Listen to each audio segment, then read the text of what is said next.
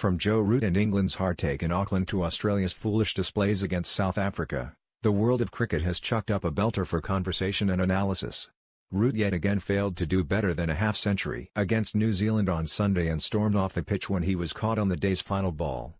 Australia, meanwhile, are making life very difficult for themselves following their notorious ball tampering and their defeat by South Africa in Cape Town. Sportsmail's David Lloyd has given his views on an eventful week for the cricketing world. Usual suspects watch shenanigans over in Cape Town and, surprise, surprise, it's Australia again. Ball tampering carries a stigma, but it is only a level 2 offence in the game's code of conduct.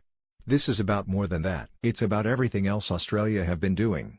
This team have a total disregard for the game. Smith carries the "Can Australia really need to put their house in order and issue a reminder that the captain is responsible for the actions of his team?" Steve Smith talks about the leadership group deciding to tamper with the ball, but, in any walk of life, it is the main man who carries the can, not some minion told to do the dirty deed. The biters are bit. I've been in this game a long time and I can tell the Australians, don't mess with Mother Cricket, because she has a habit of coming back to bite you on the bum. Remember Smith and Cameron Bancroft sitting in Brisbane having a good old chuckle at the expense of Johnny Barstow?